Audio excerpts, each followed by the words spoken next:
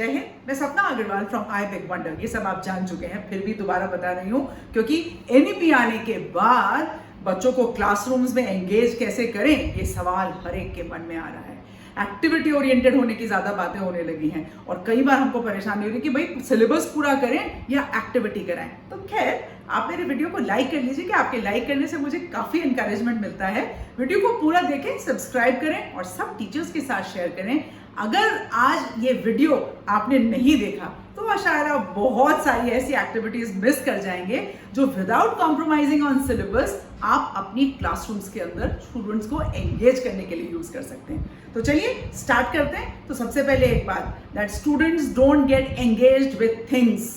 चाहे आप उनके लिए कुछ भी लेकर आए, दे गेट एंगेज्ड विद अस। तो अब ये क्या बात हुई? अभी मैंने बोला कि मैं एक्टिविटीज बताऊंगी, अब खुद में एंगेजमेंट की बात करने लगे, पर हमको ही तो वो सब काम बच्चों के साथ कराने हैं। तो चलिए पहली से एक एक करके चीजें शुरू करते हैं। तो देखिए, connecting to the real world, जब भी आप कोई चीज पढ़ाएं, एक प्रश्न खुद से पूछें, where am I going to use it in the real world. अगर उनकी रियल वर्ल्ड रेलेवेंस है, जो कि एनईपी कह रही है, तो इसका मतलब बच्चे उसको जरूर एक्साइटेड होकर सुनेंगे, समझेंगे और तब तक जब तक वो यूज करने लायक होंगे उसका वेट भी करेंगे। सो यू आर जिसको बोलते हैं आप उसकी लॉन्जिविटी बढ़ा रहे हैं लर्निंग की, सिंपल तरीके से। अच्छा, बच्चों के इंटरेस्ट को जाने, बहुत ही कठिन चीज है। इतने सारे बच्चे, 30-40 बच्चों की क्लास, पेरेंट्स ही नहीं जान पाते अब बातें अपने एक दो बच्चों का, तो टीचर कैसे जाने। सिंपल सा उदाहरण है, मैथ्स का एग्जांपल ले लेती हूँ। बहुत ही ज़रा हवा बना दिया इस सब्जेक्ट को। तो मैथ्स का क्या, डेली रूटीन में कैसे कैसे आप चीजें करते हैं। बच्चों को पॉप्सिकल्स लेके आने हैं, स्टार्स लेके आने हैं, स्माइलीज, कुछ भी बाजार से खरीद के लेके आना है, वहां पर कुछ न्यूमरेसी का होगा, है ना, एक्सचेंज होगा। या बच्चों के खुद भी आजकल इंस्टाग्राम वगैरह पर या यूट्यूब पर तो बहुत बच्चे एक्टिव होने लगे हैं। पेरेंट्स ने उनके चैनल्स बना दिए, एक्टिव होते तो पूछेगा पोस्ट डालने के बाद कितनी लाइक्स आई, उसके इनसाइट्स क्या थी, कितने लोगों ने शेयर किया। तो you are going to get some numbers और शायद आपको बच्चों का इंटरेस्ट भी पता चल जाएगा। Just a very simple way. तो ध्यान से सुनते जाइएगा। अच्छा, ये बड़ा इंपॉर्टेंट चीज है। जब भी हम कभी बच्चों के साथ कोई एक्टिविटी कर रहे होते हैं तो बीच में होता है डेड टाइम। ये क्या चीज है? डेड टाइम का मतलब है कि जैसे जब तक वीडियो खुल रहा है उसको 1 या 2 मिनट बफरिंग के लग रहे हैं, ये डेड टाइम है। आप उनको वर्कशीट्स बांट रहे हैं या उनसे प्रेजेंटेशन कराने के लिए सेटिंग की तैयारी करें, तो ये जो इंटरमीडिएट टाइम होता है ना, बहुत बोरिंग होता है। बच्चे आपसे बात करने लगते हैं, आपने पूरा सेटअप किया और वो पूरा का पूरा डिस्टर्ब, एंड यू स्टार्ट से please everybody focus, everybody listen to me, सारा सिस्टम ही खराब। यहाँ पर क्या करना है आपको? बहुत सिंपल तरीका। एक तो बच्चों को कोई ऐसा चीज दीजिए, राइट डाउन 3 क्वेश्चंस और 3 points which have been raised in the lesson so far. अगर आपने पढ़ा दिया है तो जल्दी से लिखना है, जब तक ये सेटिंग हम लोग कर रहे हैं। और जो बच्चा मुझे सबसे पहले लिखकर दिखाएगा दो 3 questions, you know, you going to, so that kind. या ऐसी कोई चीज जो आगे लेसन में होने वाली है एंड यू ऑलरेडी नो, वो भी आप कर सकते हैं। या आप पेरेंट उनको जहां भी बैठे हुए, right, you are going to think and reflect What do you think is going to come on the screen? अगर आप कोई वीडियो दिखा रहे हैं, कोई एक्टिविटी कर रहे हैं, तो आपने उनको ना एक डायरेक्टेड एक्टिविटी दे दी है जहां पर उनका माइंड फ्रूटफुली थिंक कर रहा है and they are not going to disturb. Collaboration तो, ग्रुप वर्क तो बहुत ही बेहतरीन एक्टिविटी होती है। छोटे छोटे ग्रुप्स के अंदर जब स्टूडेंट्स को आप तो यू नो बुक वर्क से वो बाहर निकल कर आते हैं and they start benefiting each other from each others perspective also. आपको दिख भी रहा है, यहाँ पर मैंने आपको लिखकर बताया।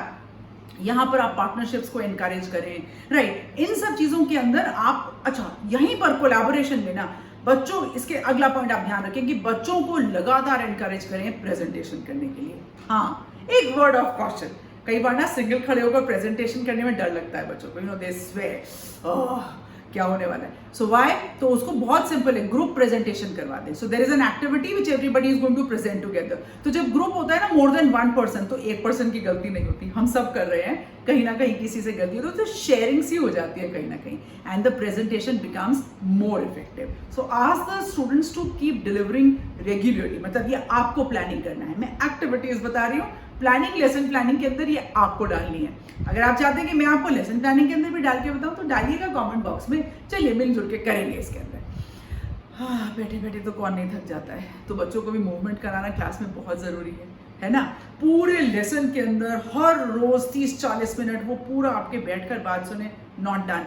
मैं बहुत सिंपल एक्टिविटी बनाती हूँ, करती हूँ। जैसे एक बॉल लिया, मैं बॉल के ऊपर कुछ ना कुछ ऐसा टेप से या स्टिकर से उसको अंदर चिपका लिया एंड बीच में ओके कैच। किसी भी बच्चे के पास वो बॉल आई, उसमें उसने एक टेप उखाड़ी, उसके अंदर जो भी वर्ड आया, okay stand up, go around, find in the room, come back. उसी रूम में कहीं ना कहीं होगा, किसी बच्चे के बैग के अंदर होगा, या वो जोर से बोल सकते हैं। सो यू नो, और वो बॉल मेरे पास वापस आ जाती थी। I used to do this activity, you can try this. Another thing is like बच्चा को आप बोलिए कि okay everybody, now those who are sitting on the left hand side, very quickly stand up, next 30 seconds move to the right hand side, and students on right hand side move to the left hand side.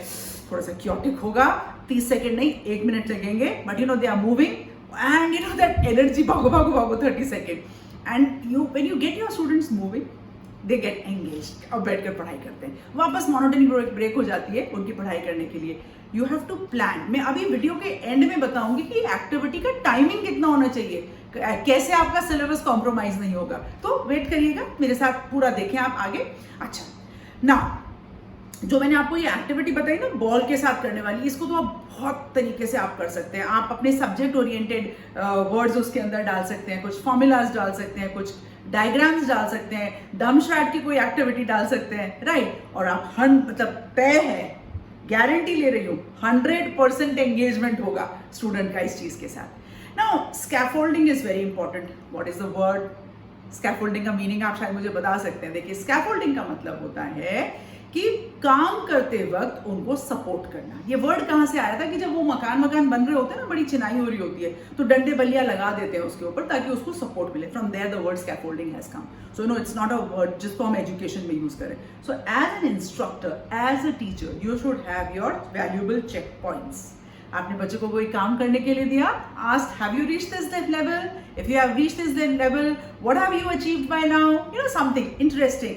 Has everybody reached and achieve this thing, right? जैसे हम लोग जब titration करते थे तो वो pink colour, 1 drop 2 drop pink colour, no this is wrong. So you know, scaffolding. Teacher उस वक्त भी हमको स्कैफोल्डिंग कर रहे थे।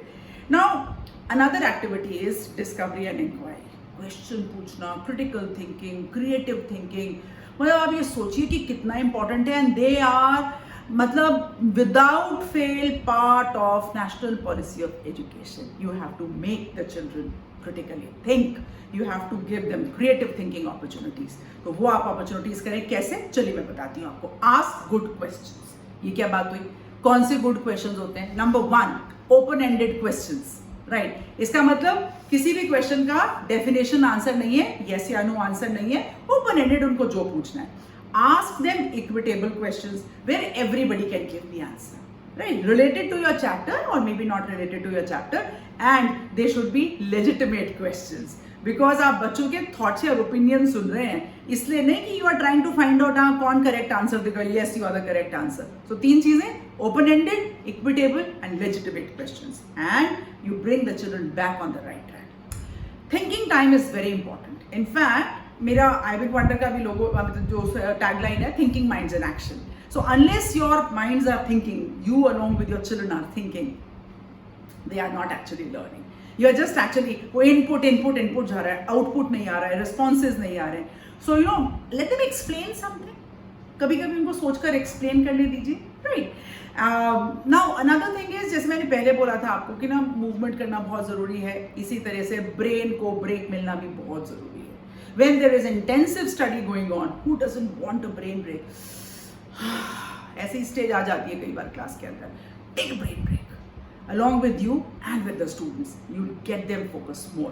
ब्रेन ब्रेक्स कैसे लेना है? एक्टिविटीज अगर आप ब्रेन ब्रेक के ऊपर करना चाहते हैं, अगेन मुझे सेपरेट वीडियो ही बनाना पड़ेगा उसके ऊपर। आज की वीडियो में करूंगी तो वीडियो बहुत लंबा हो जाएगा, राइट? तो मैं ब्रेन ब्रेक करके छोड़ देती हूँ। बस इतनी सी बात, और आपको बच्चों के साथ फ्रेंडली रहना है, फ्रेंड नहीं बनना है। तो when you are doing activities, sometimes you are going to jump on your head, so it's okay, right? You know liberty कहाँ तक देनी है और कैसे उसको रैप अप करना है। मैंने आज आपको बहुत सारी चीजें बताई। लास्ट में एक बहुत इंटरेस्टिंग चीज बताते हुए सिलेबस को कैसे मैनेज करें वो बताऊंगी मैं आपको। जब आप कभी लेसन स्टार्ट करें ना, तो मैं एक एक्टिविटी यूज करती हूँ, मैंने पहले अपनी वीडियोस में बनाया हुआ है, आप सर्च कर लीजिएगा, RCI, रिफ्लेक्ट, कनेक्ट, इमेजिन। या आप कोई एनेक्डोट, छोटी सी एनेक्डोट से कर सकते हैं, कोई हिस्ट्री का एग्जाम्पल दे सकते हैं, कोई मल्टीमीडिया दिखा सकते हैं। अब आती है बात कि सिलेबस को कॉम्प्रोमाइज कैसे नहीं करना। No activity in a 30 minutes class or 40 minutes class should go beyond 3 minutes। तो आपको ग्रुप एक्टिविटी सोचनी है जो 2 से 3 मिनट में खत्म हो जाए। प्लान आपको करना है कि क्लास के शुरू में करेंगे, बीच में करेंगे, एंड में करेंगे, but try and do it quite often, quite regularly. The idea is to engage the learner. And कभी कभी बच्चों के साथ ना खुलकर हंसिए। मैं कई बार बच्चों को बोल देती हूँ, don't go by my size, मेरे को देखकर मत हंसना, and they all start laughing. So it's okay even if they are laughing on you, sometimes you design it that way.